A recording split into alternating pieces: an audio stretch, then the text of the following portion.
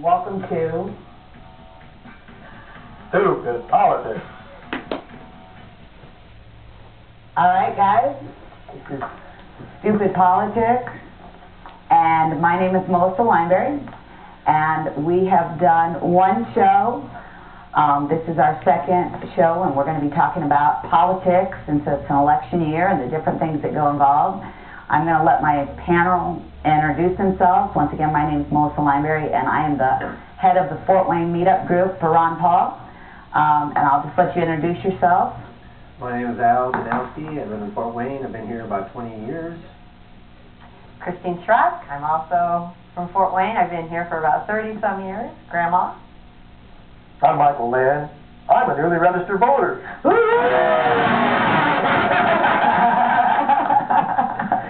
My name's Rachel Grubb. Hi, I'm Tina Strack, and I've been a resident of Fort Wayne all my life. You'll have to guess at how many years that's been. And I'm Jim Martindale, co-host with Melissa. And Michael, you didn't change your wink. Oh, well, I just thought I'm blind in this eye. I'll just stay with it. We'll have to get you a patch. Last time we had talked, you guys got me thinking about why to vote. We had talked a little bit about that. And I wanted to go along with that idea and talk about some of the reasons when people do vote. Since the title of our show is Stoopid Politics, let's talk about some of the reasons, good or bad, that people vote. And then we'll eventually get to issues where I'd like to go, so we can definitely educate ourselves and other people on who to vote for and the different issues. But let's talk about simple things, okay? We've got Michael registered to vote, so that's the first process. Now, why should we vote? Who should we vote for? What are the reasons to vote for someone? Anybody want to throw it in? Why do you guys vote for people? Issues. Issues. Do you think everybody's that way? No, I know they aren't. Why do most people vote? Name familiarity. Okay, so whoever's got the biggest name. Money. Whoever's got the biggest, lots of money to throw around, and they got more time to go visit this person or that person, or this state or that state or whatever. So not necessarily the smartest guy, but No. most cash Money on talks. most cash. Money talks. I think people vote for who's slick. I think people are drawn to the good one-liners. You got any? Well, no, I don't. But that's, those are the people that you hear talked about at the coffee shop. Hey, did you see how this guy handled this? And did you hear this one-liner? This guy's really cool. He really can handle himself well. He really fields the questions well. He deals with his adversaries very cleanly and decisively. And maybe not always the most ethically, but he sure knows how to put them in their place. People look for a power player. They're looking for somebody who's going to put forth a particular kind of image. I think a lot of people really could care about the issue. I think they're just looking for a persona. I have known some people that have voted for no other reason besides the fact that that guy looked good.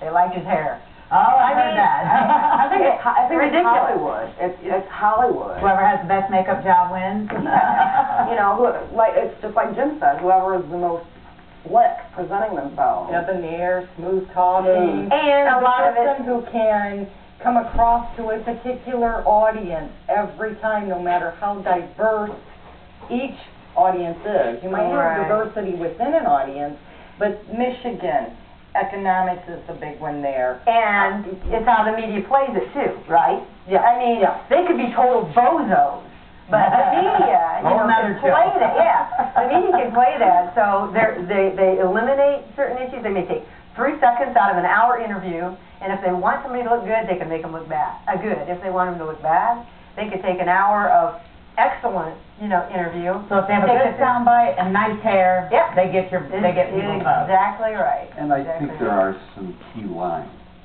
that are very necessary.